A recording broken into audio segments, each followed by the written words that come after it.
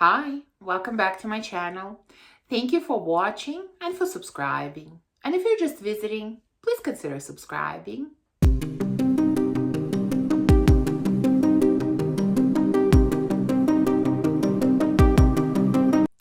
So today I want to share with you my current obsessions or fragrances that I have used the most during the winter time.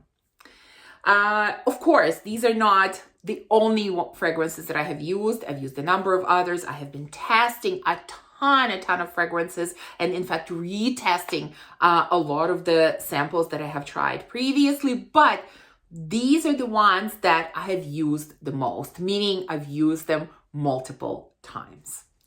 And I'm going to start with a fragrance combination. Like, who am I? I'm talking about layering fragrances. Like, I don't do that. But this one I sort of discovered on my own, accidentally. And this is not rocket science combination. This is the combination that totally makes sense. I'm not inventing anything unique here at all. But I layered these two fragrances together and oh my God, the result was incredible. I'm talking about Cherry Punk and Lost Cherry. Ooh, the cherry combination that came out was incredible. And it lasted forever. I smelled it on my hair and my clothes the next day. It was amazing. So why did I decide to layer these two? Well, I really was in the mood to wear Lost Cherry, but I was going somewhere. I knew that, the lasting power is pretty bad. And even when I overspray, that's not going to last me long enough. And I thought, what if I layer it with Cherry Punk? Cherry Punk has great longevity, great performance. It is definitely not as sweet, not as feminine as Lost Cherry. There's, significant amount of leather. It's a beautiful leather, but it's definitely there. So what if I layer these two? This one will kind of make this combination a little bit edgier, which is what I'm gravitating towards these days. It will make it last longer. And this one will add the sweetness and juiciness, that I'm craving as well. So this is what I did. I sprayed this one and then I sprayed this one on top. And guys, it was incredible. I really got what I was looking for. Like, I had the leather in there from this fragrance. Like I said, it made it last really long time, but it had the beautiful, boozy, juicy, sweet and sour kind of cherry that's in Lost Cherry. And the combination was incredible. Like I said, not rocket science. I'm mixing two cherry scents together, but the result was amazing and so long lasting. Next is a fragrance that I kind of rediscovered this year or this winter, let's say, accidentally. Again, one of the fragrances that we were testing with my daughter, when she makes me test fragrances from my collection. And I just fell in love with it all over again. Amber d'Alexandrie from Boucheron. Oh, this is stunning. This is stunning. This is sweet, boozy amber with some fruity touches and some spicy touches, but it's just so delicious and so warm and so enveloping. Amazing scent. I've worn this one so much. I would say probably, honestly, out of everything that I'm mentioning, this is in the top 3 of the fragrances that I've worn the most. Amazing.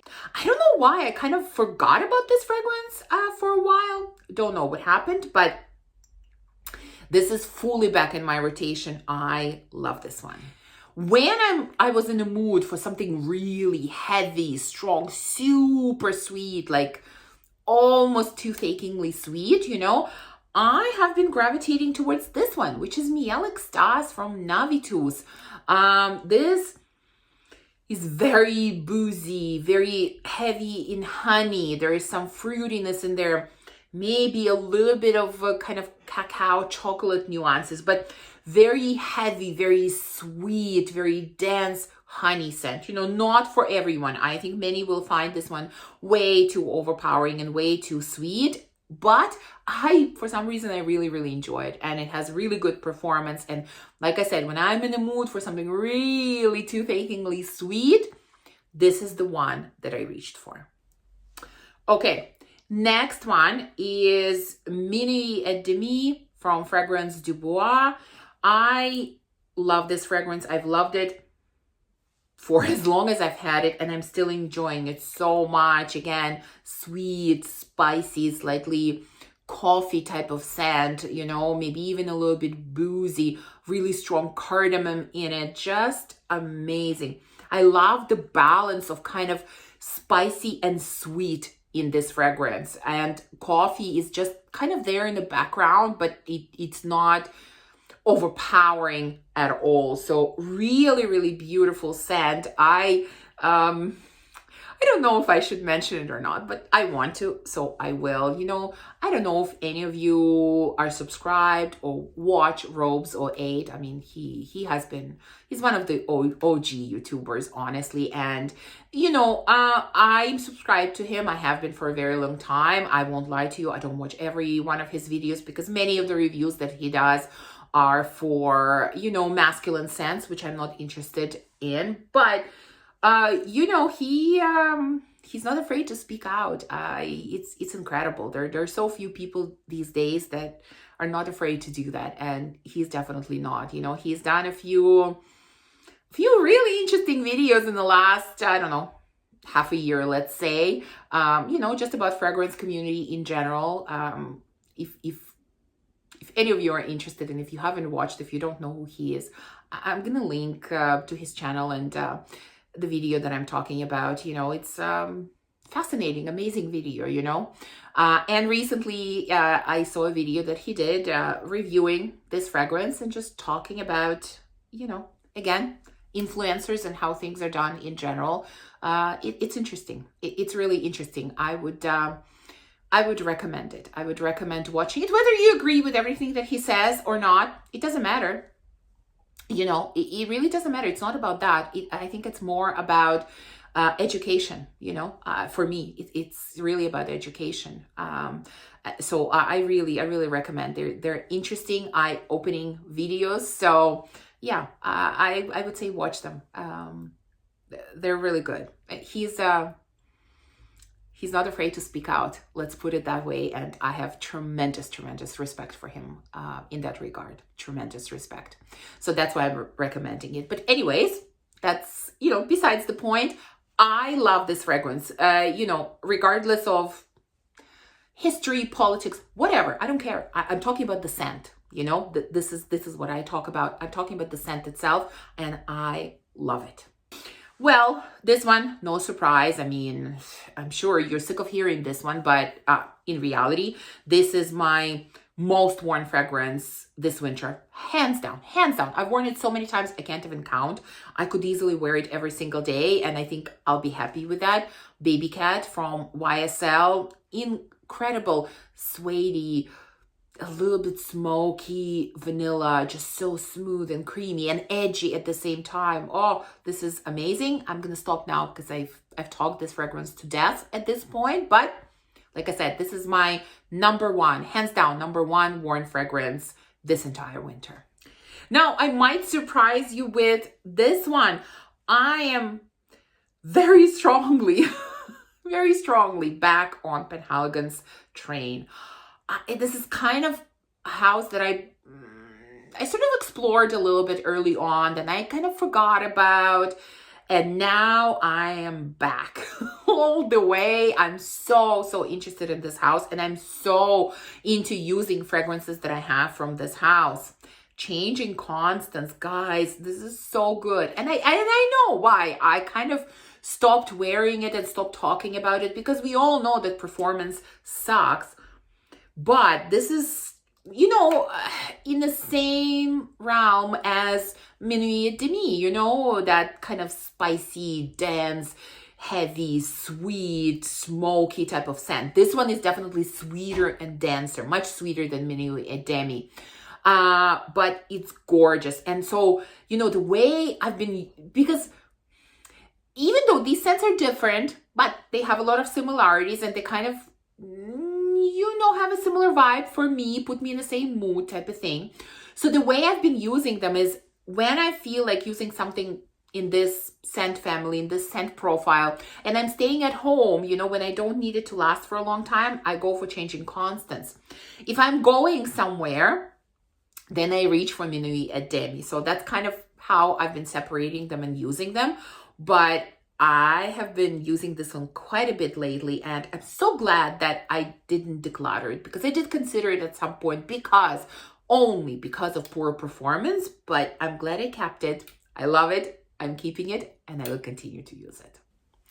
I've also kind of been gravitating towards, sweeter, citrusy scents this winter. And the one that I've used the most is Winter Balance from Memo. This has this sweet orange together with bitter orange in it. It has, I don't remember, caramel, maybe honey, vanilla. Has a tea note in it, but it's very warm and cozy type of citrusy scent, very sweet, very cold weather appropriate, like very warming type of scent. And I've really, really been enjoying it. I have another kind of similar citrusy scent. I've used that one as well, but I've used this one more. So since we're talking about obsessions and fragrances that I've used the most, that's why I've included this one. Next one, again, should not come as a surprise. Blanche Bed from Liquid Imaginaires. Definitely people are not talking about it as much as they did last year, but I still love it. Oh, it's like some kind of cloud, milky cloud, like surreal cloud around you, milky, very smooth, creamy, lots of sandalwood. There is a little bit of tuberose in here, but it's just very ethereal scent, but at the same time, it's kind of like this airy, ethereal scent, but it has really good performance. It lasts and it projects. And when I'm in a mood for something like this, that's the one I reach for. It's such a beautifully blended, it's very round scent. Like there's nothing sharp or nothing that stands out in it. I love it about the scent, beautifully blended scent.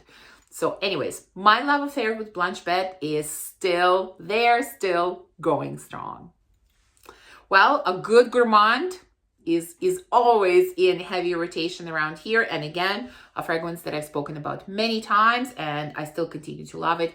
Panettone, amazing, smells like panettone bread.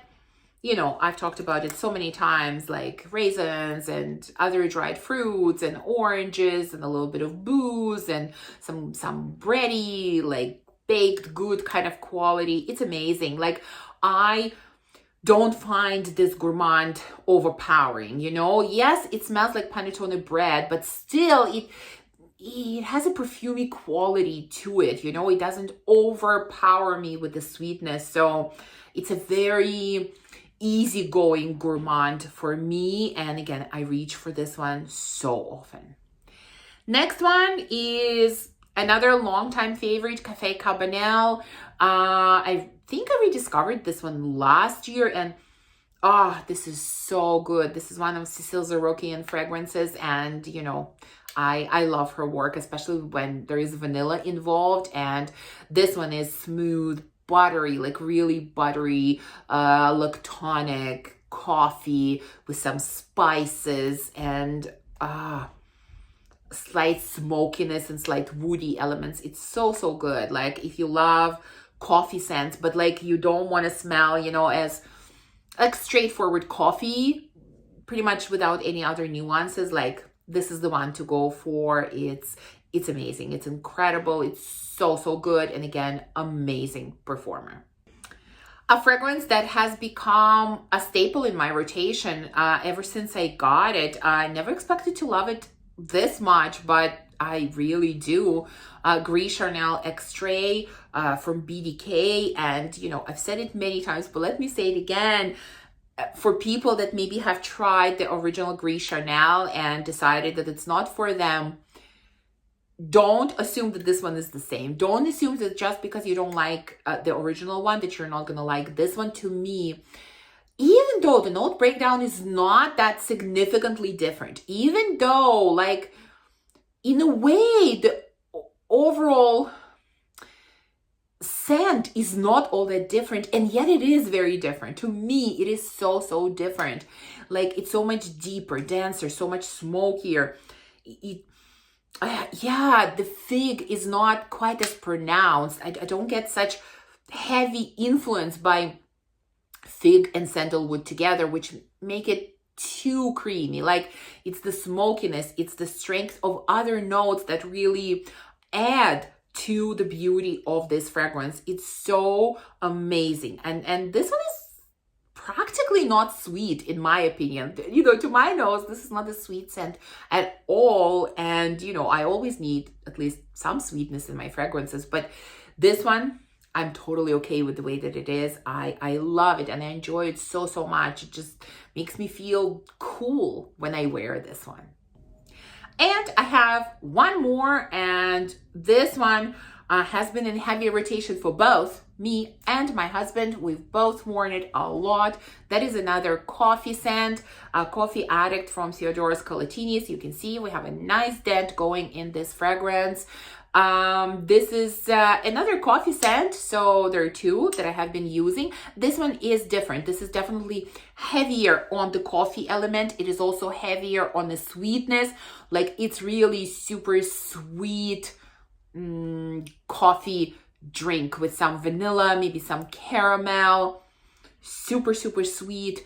Yeah, coffee note is a lot more pronounced, and you know, this is a scent that my dog absolutely loves. Whenever one of us wears it, he just can't stop sniffing us. I don't know what it is, but he's completely addicted to coffee still. You know, whenever my husband drinks a very strong coffee, he sniffs it. He just wants to try it. I don't know what it is.